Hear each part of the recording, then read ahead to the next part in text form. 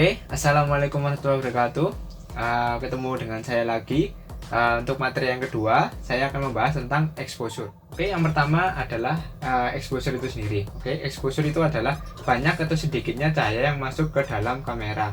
Cahaya ini sendiri nantinya akan diterjemahkan ke dalam sensor kamera pada saat kita mengambil gambar. Apabila cahaya yang diterima oleh sensor kamera sedikit, maka akan terjadi underexpose atau gelap. Nanti hasilnya akan gelap. Nanti akan saya tampilkan gambarnya. Terus untuk yang jika cahaya yang masuk terlalu banyak, maka akan terjadi overexpose atau terlalu banyak cahaya alias terlalu terang, seperti itu. Nanti akan saya tampilkan gambar. Di sini akan ada 3 gambar. Yang pertama ada underexpose, ada yang memang cahayanya pas, dan yang terakhir ada overexpose. Ya, ini adalah salah satu gambarnya. Jadi di paling kiri dari layar itu adalah decrease exposure, atau yang tadi under exposure. Jadi angkanya di sebelah kiri min 2, dan yang di tengah adalah standar exposure-nya. Jadi ini adalah standar yang pas. Dan yang selanjutnya adalah increase exposure atau tadi over exposure. Jadi cahaya akan lebih terang. Oke, itu adalah sedikit dari pembahasan exposure. Sekarang kita akan masuk ke dalam segitiga exposure. Jadi segitiga exposure ini sangat penting di dalam fotografi. Di dalam kamera sendiri ada 3 elemen penting. Yang pertama adalah shutter speed, yang kedua adalah aperture atau bukaan, yang ketiga adalah ISO. Oke, yang pertama kita akan masuk ke dalam shutter speed. Shutter speed ini adalah rentang waktu di depan sensor kamera. Jadi kalau teman-teman misal melihat kamera dan di dalamnya ada 1/15, 1/100, 1/2000, ya itulah yang dinamakan shutter speed. Nanti akan saya contohkan nanti seperti apa sih hasil foto ketika kita menggunakan shutter speed itu sendiri. Nanti akan saya tampilkan gambarnya, dan sekalian akan saya coba praktekkan di luar. Yang kedua ada aperture. Jadi aperture itu sendiri adalah bukaan di dalam lensa. Misalkan di dalam kamera itu sendiri ada 1,8, 2,5 atau 5,5 atau 10, 8, ada F-nya, di depannya ada F-nya, maka itu yang disebut aperture. Nanti akan saya contohkan fotonya, dan juga saya akan praktekkan di luar penggunaan dari aperture itu sendiri. Fungsinya hanya menunjukkan seberapa tajam foto yang akan diambil. Jadi semakin angkanya besar, maka hasil fotonya akan semakin tajam. Jika angka yang diambil sedikit atau kecil, mengakibatkan foto yang diambil ada beberapa yang tajam dan ada yang tidak, atau blur. Kita akan masuk yang ketiga, yaitu ISO. Jadi ISO ini adalah seberapa sensitif sensor kamera terhadap cahaya. Jadi semakin angkanya besar, maka efek dari gambarnya nanti akan terlihat noise atau bintik-bintik warna. Nah, itu yang diakibatkan oleh ISO itu sendiri. Nantinya akan saya praktekkan ISO 100 sampai 6400 ketika nanti diambil gambarnya.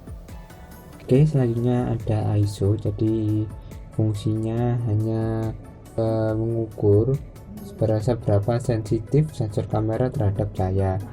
Dari mulai angka yang normal, angka ISO 100, sampai yang paling tinggi 6400.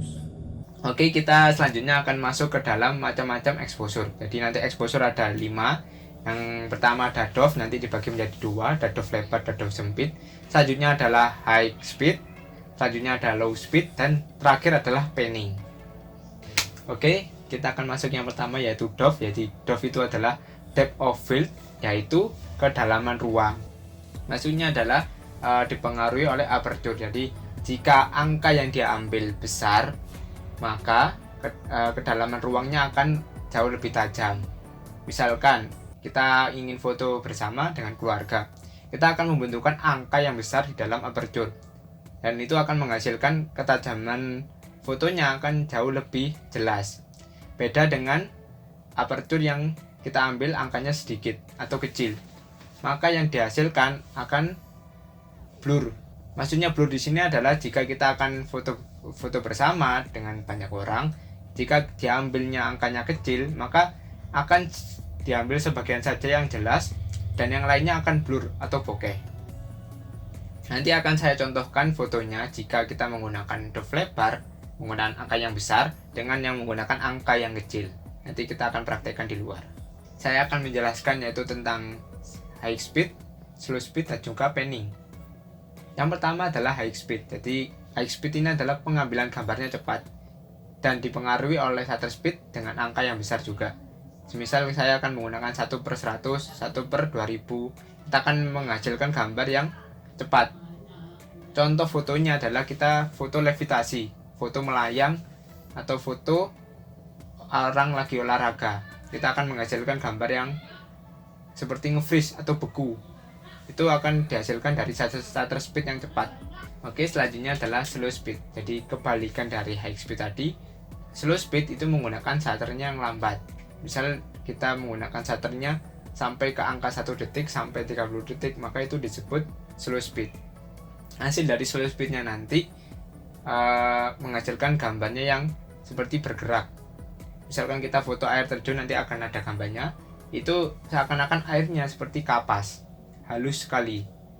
Ketika kita mengambil lampu jalanan, kita akan menghasilkan fotonya akan seperti bergerak. Perbedaan dari high speed dan slow speed. Dalam pengambilan high speed berarti angka yang diambil di dalam shutter di atas 100. Kebalikan dari slow speed, angka yang diambil di bawah 30 atau sampai hitungan detik. Berikut adalah beberapa contoh gambarnya. Oke, yang terakhir adalah panning. Jadi panning ini adalah gabungan dari slow speed dan juga high speed. Kita bisa menggunakan high speed, kita bisa menggunakan slow speed. Bedanya adalah dari panning ini kita mengikuti objeknya, objek yang bergerak. Jadi bukan kita yang bergerak, tapi objeknya yang bergerak. Oke, nanti akan saya praktekkan dari high speed, slow speed, dan juga panning itu sendiri. Ya, inilah salah satu contoh dalam pengambilan gambar untuk teknik panning. Dan inilah contoh-contoh hasil dari fotonya. Oke, sekian dari apa yang sudah saya jelaskan. Semoga bermanfaat. Terima kasih. Wassalamualaikum warahmatullahi wabarakatuh.